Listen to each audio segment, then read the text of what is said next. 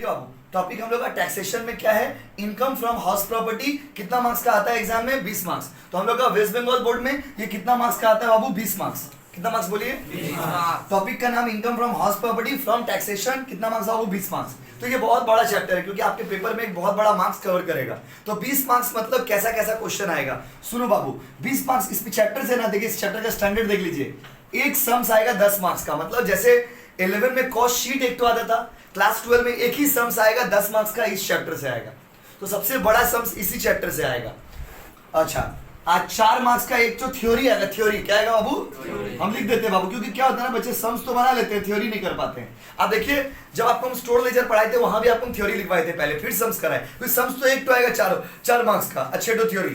तो देखिए 10 मार्क्स का एक, 4 मार्क्स का एक, 10 मार्क्स का एक सम्स आएगा, 4 मार्क्स का एक थ्योरी आएगा और 1 मार्क्स का 6 एमसीक्यू प्लस एसएक्यू। देखिए हम पूरा पेपर का ब्रेकअप आपको बता दिए। ब्रेकअप मतलब कैसे कैसे मार्क्स आएगा। अब देखो इसमें खूबी है, जब आप फर्स्ट क्लास स्टार्ट कर रहे हैं ना, तो आप जैसे फर्स्ट क्लास किए अब फिर आप एब्सेंट मार दिए तो फिर आपको समझ नहीं आएगा, क्योंकि हर एक टॉपिक एक दूसरे से जुड़ा हुआ रहेगा। बहुत सारा छोटे छोटे सम्स करेंगे तब जाके ना बड़ा सम्स बनेगा, इसीलिए प्लीज आपको ध्यान से सुनना है। तो देखिए income from house property sums कितना मार्क्स का आएगा बाबू? 10। थ्योरी कितना? 4 और एमसीक्यू एसक्यू मिला के कितना? 6। टोटल मार्क्स कितना? 20। तो अच्छा, ये हम लोग का फर्स्ट क्लास है जहां पे हम लोग पूरा का पूरा क्या पढ़ने वाले हैं? थ्योरी। पूरा का पूरा क्या पढ़ने वाले हैं? थ्योरी। पहला क्लास पूरा थ्योरी क्लास है जहां पे आपको हम थ्योरी पढ़ाएंगे, समझाएंगे और लिखवाएंगे। चलिए तो हेडिंग दे दीजिए। आप लोग भी ऐसे हेडिंग कॉपी कर दो भाई, आप लोग भी हेडिंग को ऐसे ही कॉपी कर लीजिए। फिर हम लोग स्टार्ट करते हैं।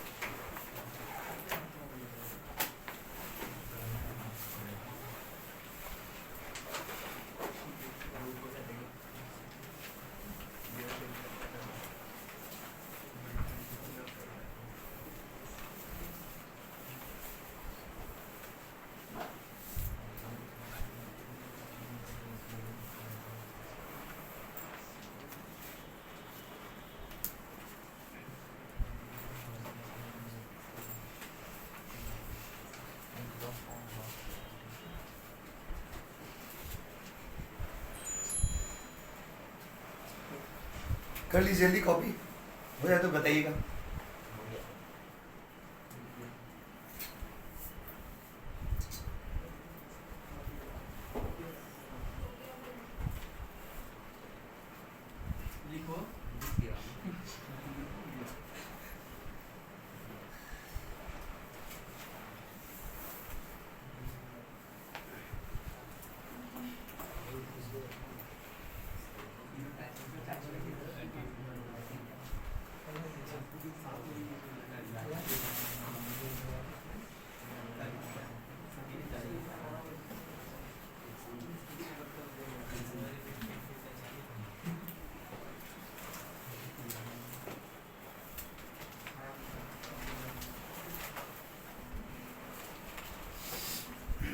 चलिए हो गया क्या बाबू?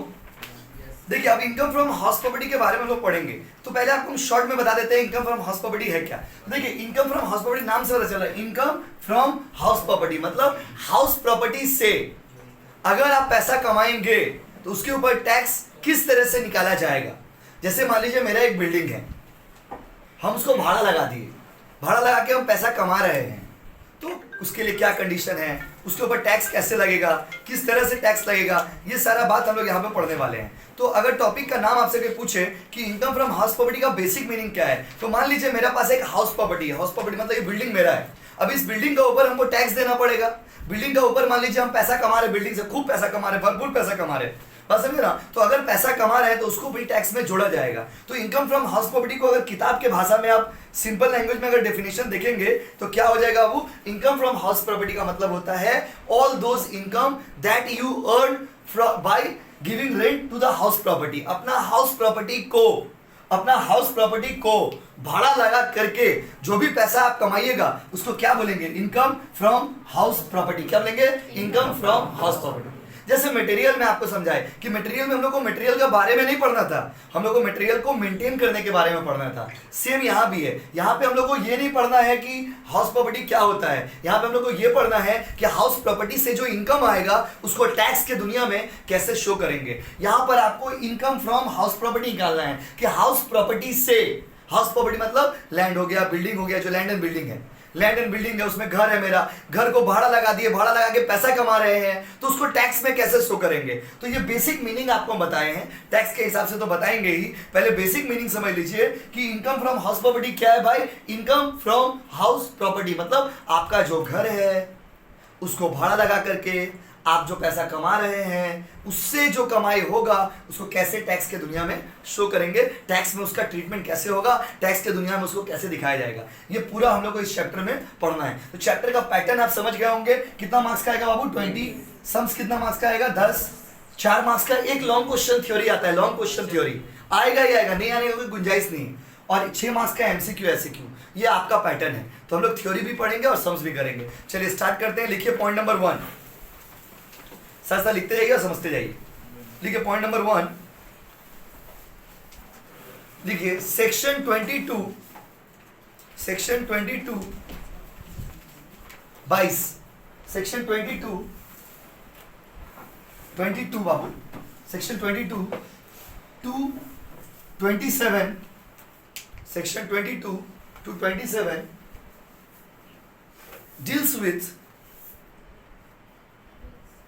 deals with income from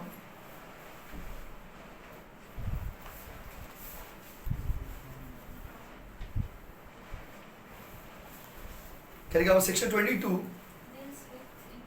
income from house property.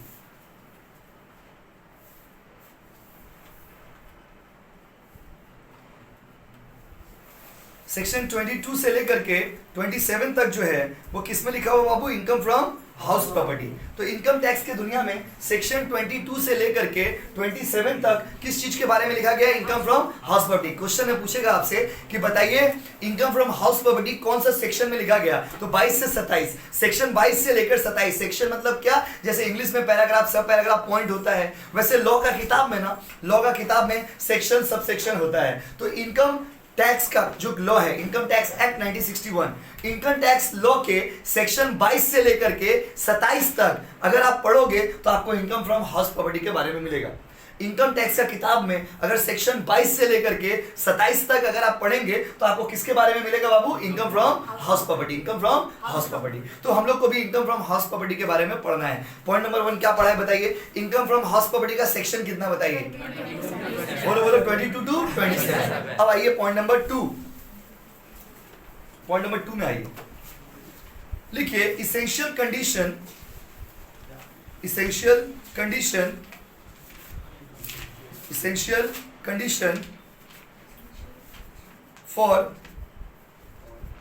condition for income from house property, essential condition for income from house property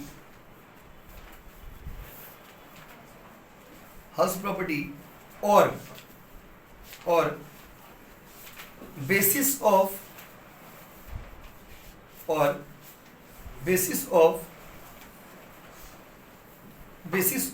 charge, CHARGE, charge, और basis of charge, CHARGE, basis of charge। ठीक है बाबू, देखिए situation क्या बोला है कि भाई income from house property अगर आपको निकालना है, टॉपिक क्या लिखवाए, देखिए टॉपिक लिखवाए हैं कि इनकम फ्रॉम हाउस प्रॉपर्टी के लिए क्या क्या इसेंशियल कंडीशन है। मतलब अगर किसी का हम इनकम फ्रॉम हाउस प्रॉपर्टी निकालेंगे तो उसको टैक्स कब कब लगेगा या कब कब इस टॉपिक के अंदर कवर होगा, टैक्स, इनकम टैक्स के लॉ के हिसाब से कब कब इस टॉपिक में वो कवर होगा। तो एग्जाम में पूछेगा एक्सप्लेन या discuss the basis of charge of income from house property. आपसे पूछेगा कि इनकम फ्रॉम हाउस प्रॉपर्टी का बेसिस ऑफ चार्ज बताइए। आपसे पूछेगा कि इनकम फ्रॉम हाउस प्रॉपर्टी का बेसिस ऑफ चार्ज क्या है, वो कौन कौन सा सेक्शन है जिसपे इनकम फ्रॉम हाउस प्रॉपर्टी का बात किया गया बताइए। तो माय डियर स्टूडेंट्स, अब हम लोग पढ़ेंगे कि बेसिस ऑफ चार्ज क्या बोलता है, मतलब कब कब इनकम फ्रॉम हाउस प्रॉपर्टी का टैक्स निकालेंगे या income from house property cover होगा, वो आपको बताने वाले हैं। तो देखो, टैक्स का जो थ्योरी है ना, उसका एक खूबी है, बहुत बड़ा तो नहीं होगा, बहुत बड़ा नहीं होगा, लेकिन क्या है, टू द वर्ड लिखना पड़ेगा। मतलब जो पॉइंट्स किताबों में दिया गया उसी लैंग्वेज में आपको लिखना पड़ेगा। ओन लैंग्वेज यूज नहीं कर सकते टैक्स का थ्योरी में। क्यों? क्योंकि टैक्स का थ्योरी एक लॉ होता है, इसमें अगर ओन लैंग्वेज यूज करेंगे ना, जहां यूज करने का वहां आपको बता देंगे, अगर ज्यादा ओन लैंग्वेज यूज करेंगे तो आंसर गलत हो जाएगा, इसीलिए बुकिश लैंग्वेज में ही इसको लिखना पड़ेगा। तो लिखिए पैराग्राफ चेंज करके, फॉलोइंग आर, पैराग्राफ चेंज करके उसी के अंदर में, following are the conditions, following are the conditions essential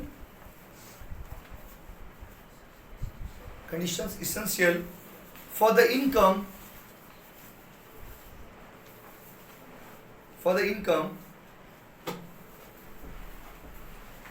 to be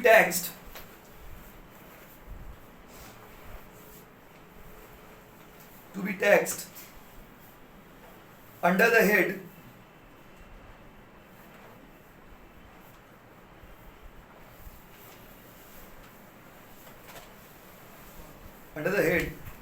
income from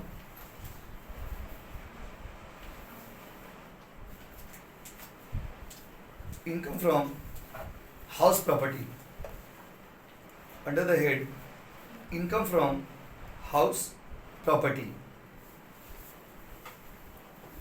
देखिए, तो हाउस प्रॉपर्टी में टैक्स लगने के लिए कौन कौन सा कंडीशन सेटिस्फाई होना चाहिए, क्या क्या इसेंशियल कंडीशन है, उसके बारे में हम लोग बात करेंगे कि इनकम फ्रॉम हाउस प्रॉपर्टी में टैक्स लगेगा, कब लगेगा, वो कंडीशन आपको पढ़ाएंगे। 4 मार्क्स का थ्योरी अगर पूछेगा, explain the basis of charge, explain the essential condition for income from house property, तो क्या क्या बात होगा लिखते जाइए। पॉइंट नंबर ए, पहला condition,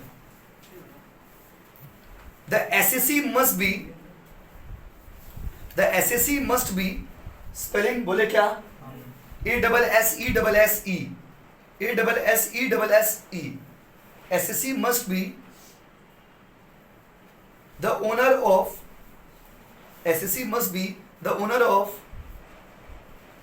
such property, SSE must be the owner of such property।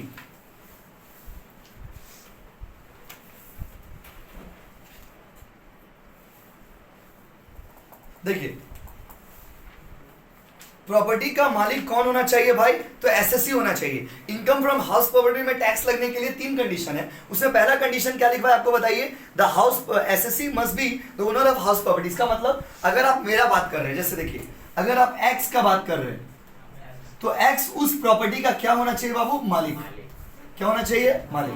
मतलब आपके प्रॉपर्टी का मालिक हम नहीं हो सकते। बस अगर आपका प्रॉपर्टी है तो टैक्स हम तो नहीं देंगे, मेरा प्रॉपर्टी है तो राहुल टैक्स नहीं देंगे, राहुल का प्रॉपर्टी है तो अनूप टैक्स नहीं देंगे। तो देखिए, आपका टैक्स का रूल क्या है, टैक्स का रूल ये है कि आप जिस प्रॉपर्टी का बात कर रहे हो उस प्रॉपर्टी का आप मालिक होना चाहिए। क्या होना चाहिए, वो मालिक। ये थ्योरी क्वेश्चन है, ये थ्योरी क्वेश्चन है, सम्स में बहुत ज्यादा यूज इसका तो नहीं होगा, लेकिन थ्योरी क्वेश्चन अलग से आता है 4 मार्क्स में भी और एमसीक्यू एसक्यू में भी, तो आपको पढ़ना पड़ेगा। जल्दी बताइए, income from house property charge करने के लिए, इनकम फ्रॉम हाउस प्रॉपर्टी में टैक्स निकालने के लिए एसएससी जो है वो क्या होना चाहिए बताइए, ओनर। क्या होना चाहिए अबू, बोलिए ना। अगर आप मेरा बात कर रहे हैं तो प्रॉपर्टी किसका होना चाहिए, मेरा। किसका होना चाहिए, मेरा, पहला पॉइंट। दूसरा लिखिए, point number 2, the property must B the land and building, the property must be the land and building spelling लिख दे बाबू बोर्ड में, appurtenant thereto। ये लैंग्वेज बहुत इंपॉर्टेंट है बाबू, APPURTENANT appurtenant thereto। कौन सा बाबू, APPURTENANT APPURTENANT appertenant thereto TENANT appertenant thereto। फिर से बोले क्या क्वेश्चन में बोला है the property must be the land and building appurtenant there माने की बोला है जिस प्रॉपर्टी का आप बात कर रहे हो उस प्रॉपर्टी का वो प्रॉपर्टी लैंड एंड बिल्डिंग ही होना चाहिए, लैंड एंड बिल्डिंग के अलावा कुछ और नहीं होना चाहिए। काहे आपको हम एग्जांपल देते हैं, खुला जमीन जो होता है ना वो इस हेड में कवर नहीं होता है। इनकम फ्रॉम हाउस प्रॉपर्टी में जैसे मान लीजिए एग्जांपल देते हैं, मान लीजिए मेरा देखो यहाँ पे बोला है दो बात, पहला एसएससी मालिक होना चाहिए। कौन मालिक होना चाहिए? एसएससी। मतलब अगर आप मेरे राम का बात करें तो राम उसका मालिक होना चाहिए, सीता का बात करें तो सीता उसका मालिक होना चाहिए, आलिया का बात करें तो आलिया उसका मालिक होना चाहिए प्रॉपर्टी का। दूसरा प्रॉपर्टी कैसा होना चाहिए? तो प्रॉपर्टी लैंड एंड बिल्डिंग ही होना चाहिए, land and building, land and building, language सुनिए, लैंड एंड बिल्डिंग या फिर लैंड एंड बिल्डिंग एपर्टेनेंट देयरटू। एपर्टेनेंट देयरटू मतलब लैंड एंड बिल्डिंग जैसा कुछ जिसमें शेड हो, शेड मतलब छत हो, दीवार हो, वैसा कुछ, तभी वो इनकम फ्रॉम हाउस प्रॉपर्टी में कवर होगा। आपको मेरे एग्जांपल देते हैं, जैसे मान लीजिए मेरा जमीन है, खाली जमीन है, वेकेंट लैंड है, मेरा खाली जमीन पड़ा हुआ है, उस जमीन पे कोई आदमी को हम 10 रुपया, 20 रुपया, 50 रुपया, 500 रुपया में भाड़ा देती है कुछ काम करने के लिए, वो इनकम फ्रॉम हाउस प्रॉपर्टी में कवर नहीं होगा।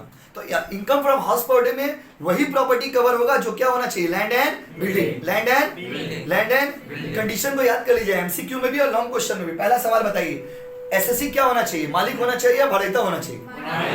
मालिक या ओनर और टेनेंट? ओनर या टेनेंट पूछेगा था। एसएससी मस्ट बी, क्या होगा आंसर? ओनर। एसएससी क्या होना चाहिए? बोलो ना, और एसएससी ओनर होना चाहिए। और दूसरा कंडीशन क्या है कि जिस प्रॉपर्टी का वो बात कर रहा है वो प्रॉपर्टी खाली जमीन होना चाहिए, क्या? बोलो ना, लैंड एंड बिल्डिंग। पॉइंट समझ रहे हो भाई? पॉइंट नंबर 3 लिखो, the property should not be used, the property should not be used, the property should not be used for, the property should not be used for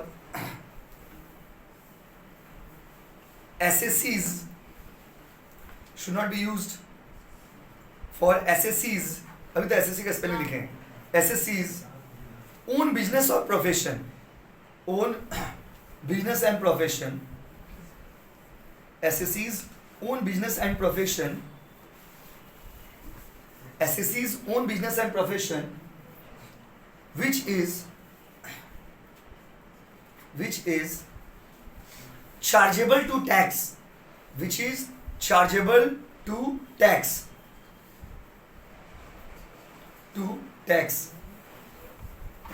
बस ये 3 बात। इसमें देखो, इसमें ना आप इसको चेंज मत करिएगा, ये जो आपको हम लिखवाए हैं इसमें आप वर्ड चेंज नहीं कर सकते। अगर आप वर्ड चेंज करेंगे तो टीचर मार्क्स काट देंगे। वहां पे आप टीचर को ये नहीं कह सकते क्यों काटे, क्योंकि लॉ में जो लिखा हो देखो 4 मार्क्स का आंसर है, ये 4 मार्क्स का इतना छोटा आंसर है, लेकिन क्या वर्ड्स आपका चेंज नहीं होना चाहिए। मीनिंग आपको हम समझाते हैं लेकिन वर्ड्स आप चेंज करके लिखेंगे तो फिर मार्क्स काट लिया जाएगा, क्योंकि इसमें वर्ड्स चेंज होंगे, मीनिंग चेंज होगा और आपका मार्क्स कट जाएगा, याद रखिएगा। क्योंकि कुछ शब्द ऐसे होते हैं जो आपको किताबी भाषा ही यूज करना पड़ेगा। देखो कॉस्टिंग का थ्योरी जो आपको लिखवाएंगे पूरा ओन लैंग्वेज में लिखवाएंगे, लेकिन टैक्स का थ्योरी जहां जहां संभव है वहां पे ओन लैंग्वेज करेंगे, बाकी मैक्सिमम जगह बुकिश लैंग्वेज ही यूज करना है हम लोग को। क्यों? नहीं तो मार्क्स कट जाएगा, क्योंकि मार्क्स ही नहीं मिलेगा तो पढ़ के क्या फायदा। तो माय डियर स्टूडेंट, कुछ 2 ही सवाल अभी तक आपको पढ़ाए हैं। बताइए इनकम फ्रॉम हाउस प्रॉपर्टी का सेक्शन क्या है? 22 से 27। और इनकम फ्रॉम हाउस प्रॉपर्टी में टैक्स लगने के लिए कितना कंडीशन है? 3। बोलिए ना, 3। क्या क्या कंडीशन है भाई? पहला एसएससी क्या होना चाहिए? ओनर या भाड़ेता? बोलो ना। दूसरा, जिस चीज का वो बात कर रहा है वो चीज खाली जमीन होना चाहिए, लैंड एंड बिल्डिंग। ओके। और तीसरा, SSC must not have used the property for his own purpose. और वो जो एसएससी है जिस आदमी का बात कर रहे हैं, जैसे एग्जांपल दे रहे हैं, अगर हम जैसे ये रूम मेरा है और इसी में हम कोचिंग पढ़ा रहे हैं तो फिर ये इनकम फ्रॉम हाउस प्रॉपर्टी में कवर नहीं होगा। अपना बिजनेस के लिए या अपना प्रोफेशन के लिए अगर आप यूज कर रहे हो कोई प्रॉपर्टी को तो उसका इनकम इसके अंदर टैक्स नहीं लगेगा। तो 3 कंडीशन को याद रखिएगा कि इनकम फ्रॉम हाउस प्रॉपर्टी के अंदर में टैक्स लगने के लिए आपको मैंने क्लास 11 में पढ़ाया था कि there are 5 heads of income. Income tax का 5 तरह का इनकम होता है। कितना इनकम होता है? वो 5। इनकम फ्रॉम सैलरी जो हम लोग क्लास 11 में पढ़ लिए थे, उसके इनकम फ्रॉम हाउस प्रॉपर्टी जो हम लोग क्लास 12 में पढ़ रहे हैं, profit and gains from business and profession, जो आपको ना 11 में पढ़ाया गया है ना 12 में पढ़ाया जाएगा, वो कॉलेज में आएंगे तब पढ़ाया जाएगा, आपके सिलेबस में है नहीं। उसके बाद है आपका कैपिटल गेन जो आपके सिलेबस में है, और उसके बाद इनकम फ्रॉम अदर सोर्स जो आपके सिलेबस में है। तो यहाँ पर 3 चैप्टर का नाम क्या है, तीनों चैप्टर का नाम बता दे रहे आपको। एक हो गया इनकम फ्रॉम हाउस प्रॉपर्टी, एक हो गया इनकम फ्रॉम कैपिटल गेन, और एक हो गया इनकम फ्रॉम अदर सोर्सेस। बहुत बड़ा टॉपिक है ये भाई, ये टैक्स जो है बहुत बड़ा सब्जेक्ट है, लेकिन आपके सिलेबस में एलिमेंट्री है। तो ये हाउस प्रॉपर्टी फिर भी आपको थोड़ा डिटेल में पढ़ना पड़ेगा, क्योंकि इसमें सम्स आएगा बड़ा वाला। बाकी जो टॉपिक है कैपिटल गेन, अदर सोर्स, उससे इजी क्वेश्चन आता है, तो वो छोटा छोटा चैप्टर है, यही है सबसे बड़ा चैप्टर है। तो 20 मार्क्स का ये हो गया, 10 करके दोनों हो गया, 40 मार्क्स का सिलेबस है। जल्दी बताओ इनकम फ्रॉम हाउस प्रॉपर्टी का सेक्शन क्या है? अच्छा हम लिखते हैं, बताइए 20, 21, 22 या 24? 22 से शुरू हो रहा है ना, कहाँ शुरू हो? 22। तो 22, अच्छा कितना पॉइंट हो गया? 2 पॉइंट हो गया। पॉइंट नंबर 3 लिख दीजिए, कैप्सूल नंबर 3 हेडिंग। हम लोग पॉइंट वाइज नोट्स बना रहे हैं ना, पॉइंट नंबर 1, पॉइंट नंबर 2 में कंडीशन, पॉइंट नंबर 3 लिखिए, नोट्स अच्छे से बनाइएगा। पॉइंट नंबर 3 में लिखिए section 22 deals with section 22 deals with chargeability of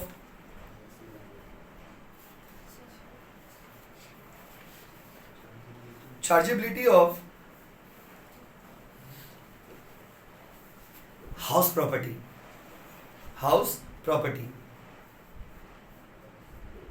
ये एमसीक्यू के लिए लिखवा दिया अलग से, ऊपर में तो बता ही दिए थे।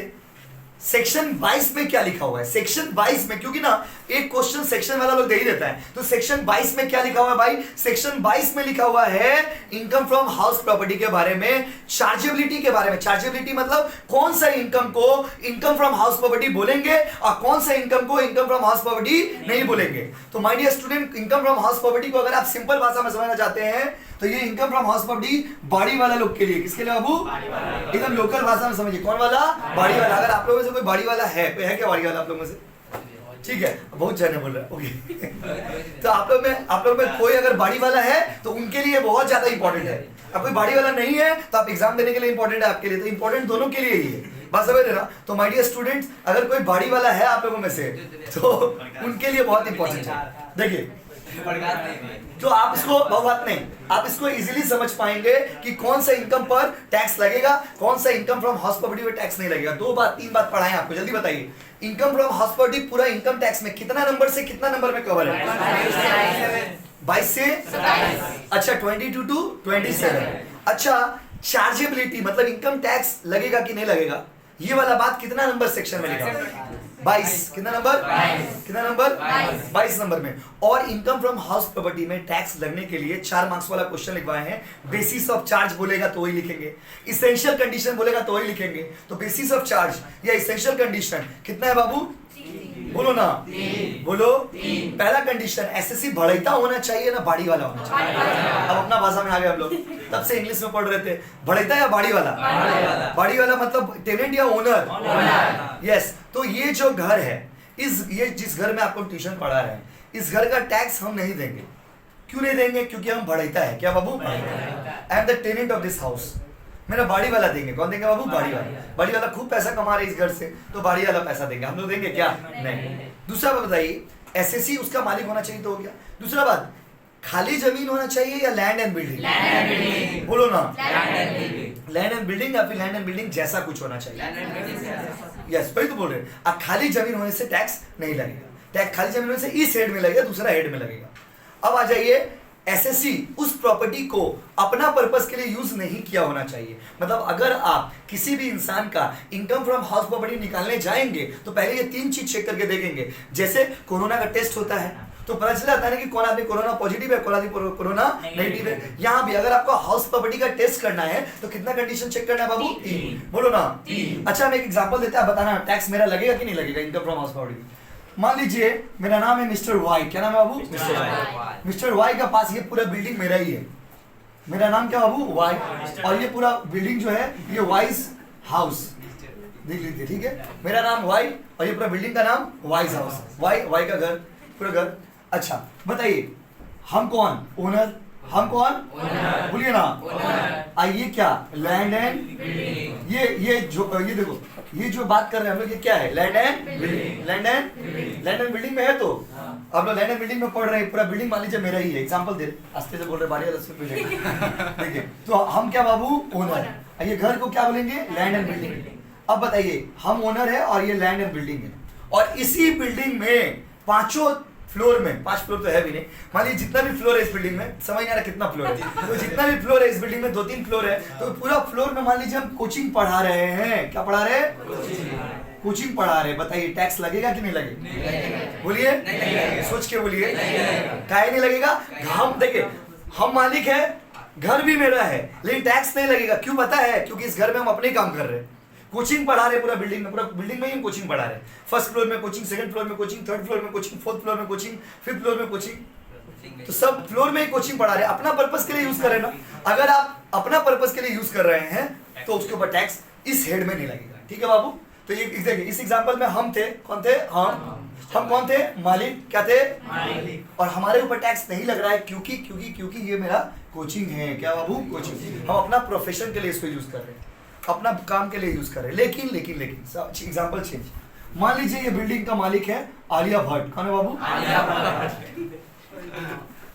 देखिए कौन है बाबू? आलिया भट्ट। मान लीजिए इस बिल्डिंग, आप बताना इस बिल्डिंग का मालिक कौन? आलिया भट्ट। और ये क्या है? बिल्डिंग है ना जी। ये आलिया है और ये उसका क्या है? Building, आलियास building. ठीक है, ये आलिया का बिल्डिंग है। सुनिए, देखिए ये आलिया का बिल्डिंग है। अब ये आलिया का बिल्डिंग है और इस आलिया का बिल्डिंग में हम मान लीजिए कोचिंग पढ़ा रहे हैं, तो हम कोचिंग पढ़ा रहे हैं तो हम तो पैसा उसको दे रहे ना। आलिया मुंबई में बैठ के खूब पैसा कमा रही है, यहाँ से पूरा बिल्डिंग का पैसा मान लीजिए आलिया को हम दे रहे हैं। तो my dear student, Alia Bhatt is the owner, it is the land and building and she is earning the money from here. वो यहाँ से पैसा कमा रही है ना, तो ये इनकम फ्रॉम हाउस प्रॉपर्टी कहलाएगा। आप समझ गए ना? मालिक होना चाहिए, लैंड एंड बिल्डिंग होना चाहिए, और उस लैंड एंड बिल्डिंग को आपने भाड़ा लगाया हुआ होना चाहिए। अगर आप खुद उसको यूज कर रहे हैं, अपना पर्पस के लिए यूज कर रहे हैं, तो इस हेड में वो कवर नहीं होगा। यस और नो? हाँ या नहीं? अब आप बता दीजिए, फिर हम आगे बढ़ेंगे। देखिए जब आप लिख रहे होंगे तो लगा होता है क्या लिख रहे हैं हम लोग, बट मीनिंग समझना पड़ता है बाबू। जल्दी बताइए, लैंड एंड बिल्डिंग के लिए, इनकम फ्रॉम हाउस प्रॉपर्टी के लिए एसेंशियल कंडीशन क्या है? बोलिए, सबसे पहले क्या होना चाहिए? Owner. SSC should be the owner. और ये प्रॉपर्टी क्या होना चाहिए? Land and building. और वो उसका क्या होना चाहिए? मालिक होना चाहिए, लैंड एंड बिल्डिंग होना चाहिए, और वो अपना पर्पस के लिए यूज नहीं होना चाहिए। इसका मतलब भाड़ा लगाया हुआ होना चाहिए। क्या होना चाहिए? भाड़ा लगाया हुआ। ठीक है बाबू, चलिए 3 थ्योरी हो गया। पॉइंट नंबर 4 में आइए। पॉइंट नंबर 4 में आइए भाई। पॉइंट नंबर 4 में लिखिए, डीम्ड ओनर। स्पेलिंग बोलते हैं बाबू, DEEMED, deemed owner. Section 27, deemed owner बगल में लिख दीजिएगा सेक्शन 27। जैसे हमने लिखा है वैसे आप भी लिखो, डीम्ड ओनर।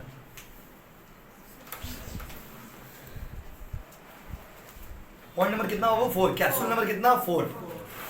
देखिए बहुत ही डिटेल में पढ़ाई होता है डीम्ड ओनर का, बट आपके लिए जितना रेलिवेंट है वो आपको हम अभी बताएंगे। प्लीज लिख दीजिए डीम्ड ओनर। बाबू डीम्ड ओनर का सेक्शन कितना है? 27। सर बार बार सेक्शन क्यों? दोस्त मेरे, ये आप इनकम टैक्स पढ़ रहे हैं, और इनकम टैक्स में सेक्शन का बहुत महत्व होता है। इसीलिए जब भी आप याद करेंगे इसके साथ याद करेंगे। बस समझ रहे ना? देखो theory and practice, costing taxation में 44 मार्क्स का थ्योरी रहेगा आपका।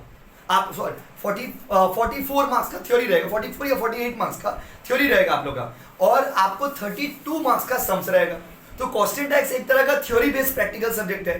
थ्योरी नहीं तो सम्स नहीं। तो जैसे आप देखो ना, इतना सम्स किए हम लोग तो 4 मार्क्स कवर हुआ। एक क्लास में खाली थ्योरी पढ़े तो 6 मार्क्स कवर हो गया था मटेरियल वाला में, उसी के अंदर से थ्योरी रहेगा। तो आपको थ्योरी भी पढ़ना है, सम्स भी करना है, तभी जाकर के पढ़ाई कंप्लीट होगा। अकाउंट्स हो, कॉस्ट टैक्स हो, कोई भी सब्जेक्ट हो। आ जाओ भाई, डीम्ड ओनर किसे कहते हैं? डीम्ड ओनर का सेक्शन क्या बोलिए ना? 27 है सेक्शन। अब दोस्तों मेरे, डीम्ड ओनर किसे कहते हैं? सुनो, डीम क्या बोलते हैं बाबू? डीम। वो वाला डीम का बात यहाँ पे नहीं हो रहा, यहाँ पे डीम्ड है। डीम्ड क्या बाबू? डीम्ड। सिर्फ सुनिएगा और समझिएगा, ठीक है? देखिए डिम्ड मतलब होता है someone who is not real, जो सच नहीं है, जो रियल नहीं है, उसको क्या बोलते हैं? डीम्ड। क्या बोलते हैं बाबू? डीम्ड। जैसे बात समझिए, ये बिल्डिंग मेरा है तो हम इसका रियल ओनर हो गए, हम इसका लीगल ओनर हो गए। बट डीम्ड ओनर मतलब जो मालिक है नहीं, जो मालिक उसको मालिक माना गया है इनकम टैक्स में। वो लोग सच्चा मालिक नहीं है, ट्रू मालिक नहीं है, उसको मालिक जैसा माना गया। ये लोग भी टैक्स देता है, ये लोग को भी टैक्स देना पड़ेगा। बस अभी ना बहुत बार ऐसा होता है कि चूंकि हम लोग तब से क्या पढ़ा रहे हैं कि मालिक होना चाहिए, बट मालिक के साथ साथ एक और भी कॉन्सेप्ट है, उसको बोलते हैं डीम्ड ओनर। क्या बोलते हैं बाबू? डीम्ड ओनर वो होता है जो रियल ओनर नहीं है, बट उसको लॉ के लैंग्वेज में, इनकम टैक्स के लैंग्वेज में मालिक माना गया है। अब एग्जाम में 4 मार्क्स में पूछेगा, 1 मार्क्स में पूछता है define deemed owner, what is the section of deemed owner, who are the deemed owner, deemed owner किसको बोलते हैं, डिफाइन डीम्ड ओनर, वो सब आपको अभी हम बताएंगे, समझाएंगे और लिखवाएंगे। चलिए स्टार्ट करते हैं। डीम्ड ओनर सेक्शन 27 लिख देना। तो पहला सवाल का जवाब दीजिए, डीम्ड ओनर रियल मालिक या नकली मालिक? अच्छा, नकली बोलना गलत होगा, रियल या रियल जैसा? शाहरुख खान या शाहरुख खान जैसा? दोनों में फर्क है ना बाबू, शाहरुख खान या शाहरुख खान जैसा में फर्क नहीं है। बस समझिए, अब तो देखो अभी शाहरुख खान भी गुटखा खाता है, हम लोग भी गुटखा खाते हैं, तो बस शाहरुख खान भी गुटखा खाते हैं ना, गुटखा का प्रचार दिखा रहा है ना, हाँ तो गुटखा ही है ना। बोलो जुआ केसरी, बस दाने दाने में केसर का स्वाद। तो माय डियर स्टूडेंट्स, देखिए अजय देवगन, शाहरुख खान, अब क्या है देखो, आप किसी के जैसा होना और वो होना दोनों में फर्क होता है। सो व्हेन यू से रियल ओनर, ओनर मतलब लीगल ओनर, और लीगल ओनर के साथ एक शब्द होता है डीम्ड ओनर। कैसा ओनर? डीम्ड। डीम्ड मतलब जो रियल ओनर, ओनर जैसा माना गया है, उसको ओनर जैसा माना गया है। लिखिए पहले, इसके बारे में स्टार्ट करें लिखना। बोले क्या, आपको कोई बुक का जरूरत नहीं पड़ेगा, सारा नोट्स हम लिखवा दे रहे, लिखते हैं। लिखिए दे आर, डीम्ड ओनर के बारे में लिखिए, they are not the legal owner, but they are not the legal owner, but they are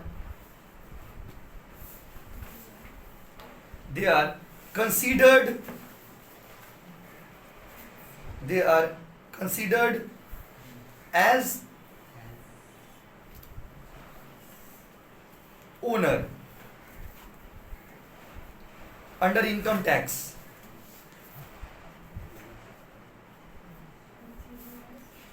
owner, ये लोग लीगल ओनर है क्या? नहीं, लेकिन इसको लीगल ओनर माना गया है।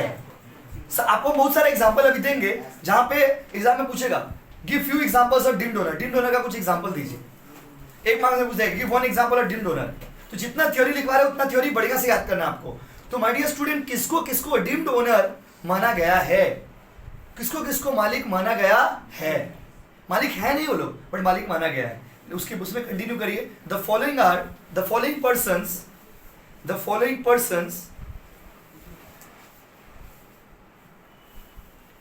persons have been considered as the deemed owner. Considered as deemed owner. The following persons have been considered as deemed owner. वो कौन कौन से लोग हैं जिनको डीम्ड ओनर माना गया है? कुछ एग्जांपल आपको बताएंगे।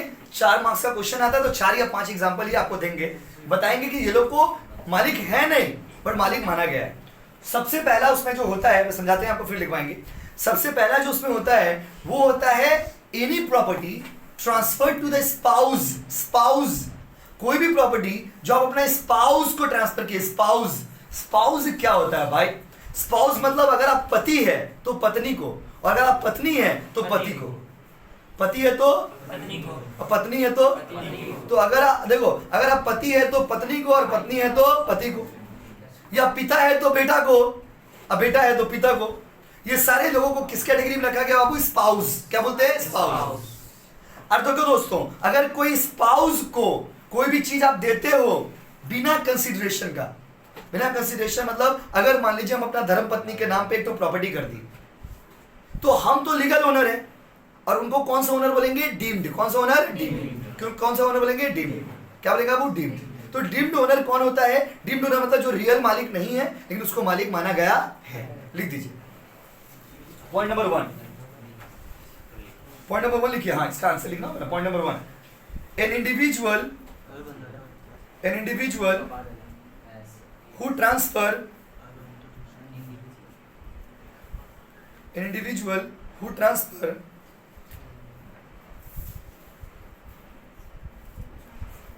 any house property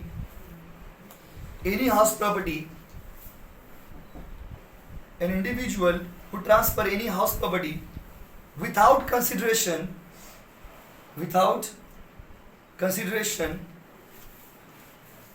to his or her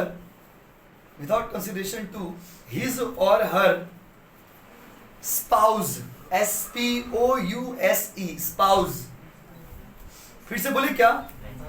An individual who क्या लिखा? Who transfer any house property without consideration to his or her spouse. किताब में बहुत लंबा चौड़ा लिखा हुआ है, इतना आपके लिए जरूरत है, आपको इतना ही लिखना है कि कोई भी व्यक्ति अगर अपना एक पति अपने पत्नी को, हिंदी में बोलते हैं जीवन साथी, स्पाउस मतलब क्या? वो जीवन साथी। तो जीवन साथी शब्द जो है वो तो कोई जेंडर बेस्ड शब्द नहीं है। जीवन साथी जैसे स्टूडेंट कैन बी मेल और फीमेल, वैसे जीवन साथी मतलब क्या? अगर मान लीजिए हम लड़का है तो मेरा जीवन साथी क्या होगा? लड़की। लड़का का जीवन साथी लड़का तो नहीं होगा। आजकल समय साल खराब चल रहा, कुछ भी हो सकता है, समझे? वो अलग चीज हो गया। लड़का का जीवन साथी क्या होगा? लड़का का जीवन साथी लड़की, और लड़की का जीवन साथी लड़का।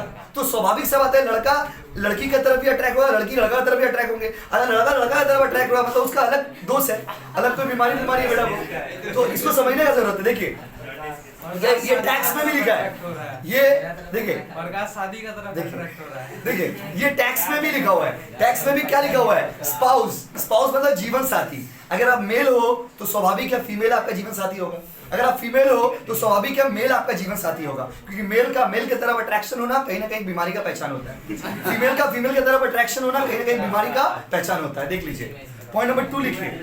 बात नहीं, बहुत आवाज हो रहा है, इधर आ रहा बाबू साउंड। पॉइंट नंबर 2 लिखिए। The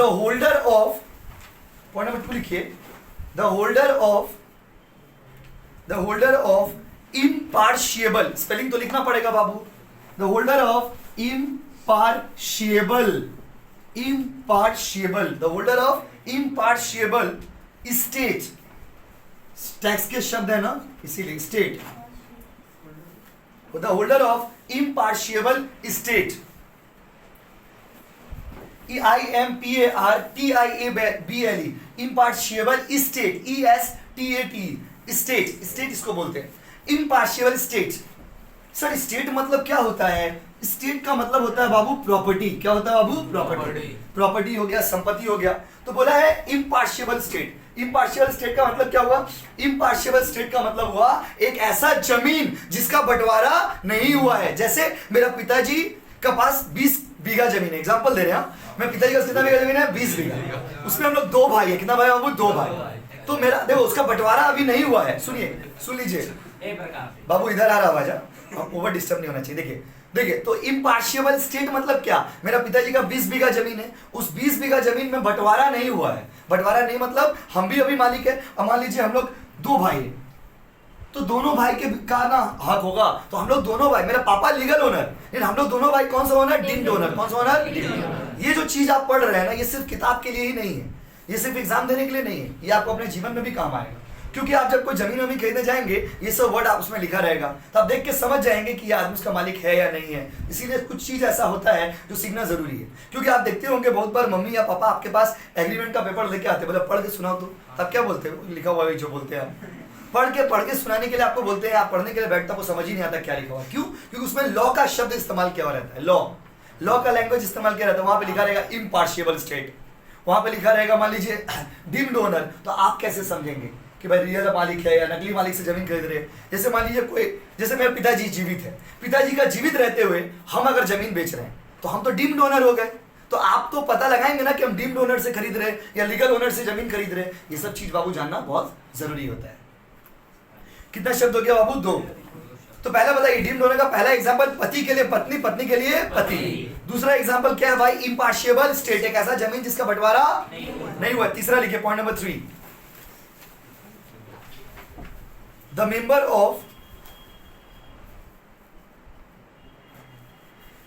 of cooperative society, the member of cooperative society comma company or association of person, company or association of person, association of person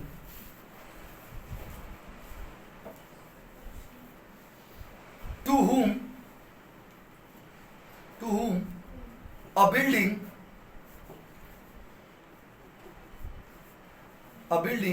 or क्या वो, to whom a building or a part thereof is allotted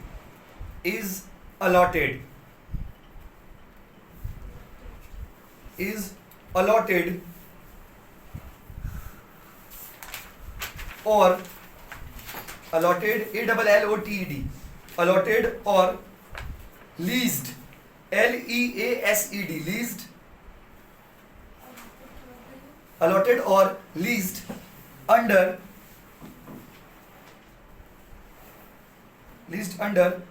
house building scheme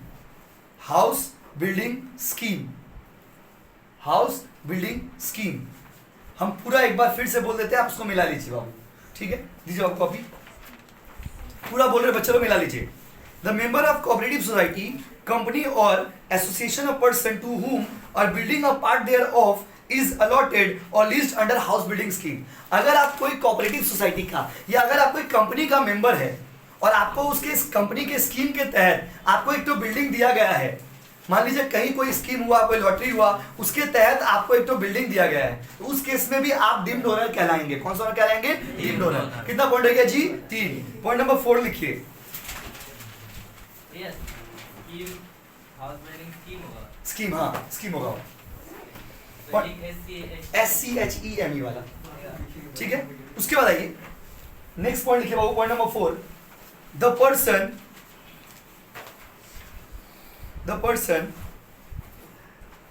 who is allowed to take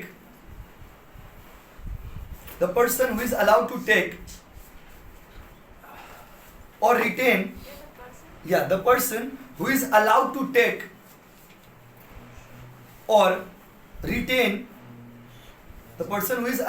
take or retain retain RETAIN retain possession of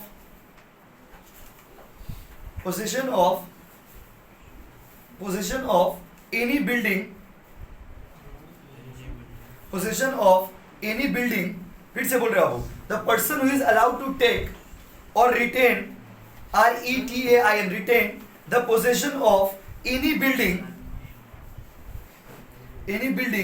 in part performance of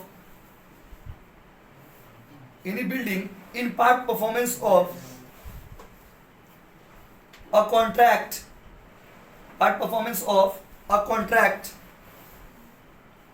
under section 53A of the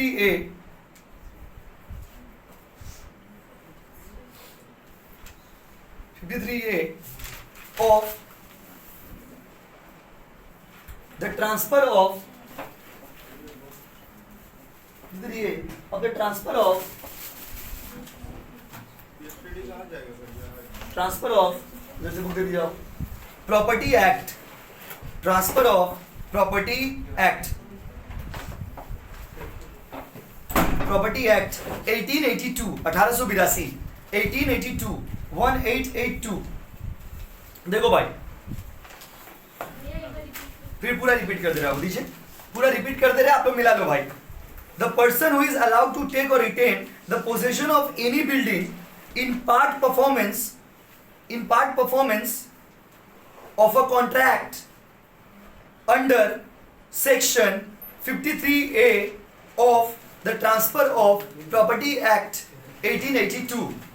फिर से बोल दे क्या बाबू? The person who is allowed to take or retain the possession of any building in part performance of a contract under section 53A of the transfer of property act 1882 एर माने की होलो। इसका मतलब क्या हुआ माय डियर स्टूडेंट, समझिए। देखो deemed owner मतलब क्या, आप लीगल ओनर नहीं है लेकिन आपको भी टैक्स देना पड़ सकता है इन सारे कंडीशंस में। क्या क्या कंडीशन था भाई, पहला पढ़ाए थे स्पाउस का केस में, दूसरा कंडीशन था अगर प्रॉपर्टी का बंटवारा नहीं हुआ है तो, तीसरा कंडीशन था अगर हमको कंपनी से या कोई एसोसिएशन से कोई प्रॉपर्टी मिला है तो, और चौथा स्कीम समझिए, चौथा स्कीम बोला है कि अगर मान लीजिए एक सीन समझिए यहाँ पे, चौथा वाला पॉइंट क्या बोला है, जैसे मान लीजिए हम ये बिल्डिंग खरीदे, ये बिल्डिंग का दाम है 40 लाख रुपया, लेकिन हम क्या किए 40 लाख रुपया नहीं दिए, हम इस बिल्डिंग का सिर्फ 15 लाख रुपया अभी दिए हैं और इसमें रहना शुरू कर दिया। ऐसा होता है कि नहीं होता है? होता है कि आप आधा पैसा देके रहना शुरू कर दिए, तो 15 लाख दे करके हम रहना शुरू कर दिए। अब 15 लाख देके अगर हम रह रहे हैं, बात समझे ना, तो उस केस में बोला गया है कि अगर आप कोई प्रॉपर्टी को, ये लाइन यहाँ पे लिखा हुआ देखिए, अगर आप कोई प्रॉपर्टी को पार्ट परफॉर्मेंस करके अपना अंदर में रखे हैं, अगर आप उसमें रह रहे हैं तो आप उसके डीम्ड ओनर कहलाएंगे। कौन सा ओनर कहलाएंगे? Deemed owner. ये बात ट्रांसफर ऑफ प्रॉपर्टी एक्ट 1882 के लॉ में लिखा गया है, वही बात यहाँ पे लिखा हुआ है। ये लाइन जो है वो लाइन आपको हम एक बार पढ़ के सुनाते हैं कि क्या लिखा हुआ है। The person who is allowed to take or retain possession of any building in part performance, बोला अगर कोई बिल्डिंग का अधिकार आपके अंदर में है, आधा पैसा दे के बिल्डिंग अपना अंदर में ले लिया आप, तो उस केस में आप उस बिल्डिंग के कौन से ओनर कहलाएंगे? डीम्ड। कौन सा ओनर? लास्ट पॉइंट लिखिए भाई, 5 पॉइंट, 4 मार्क्स में 5 पॉइंट, और एकदम बुक इस लैंग्वेज में ही लिख रहे हैं इसको, क्योंकि हम लोग को मार्क्स कटवाना नहीं है किसी भी जगह से। देखिए लास्ट पॉइंट लिखिए, the person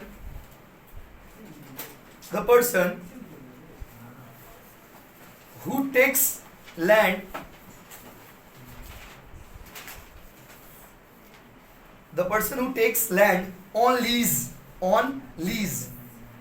L-E-A-S-E, lease, the person who takes land on lease and the person who takes land on lease and build a house property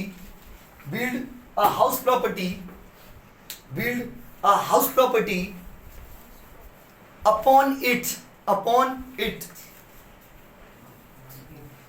फिर से बोलते सुनिए, the person who takes land on lease and build a house property, क्या लिखे? Upon it. इसका मतलब हम जमीन लीज पर लिए, लीज समझते हैं 20 साल 25 साल 30 साल के लिए, तो मोटा मोटी अमाउंट देके जमीन ले ली, हम लीज पर जमीन लिए हैं और लेके उस पर बिल्डिंग बना दी। क्या बना दी है? बिल्डिंग।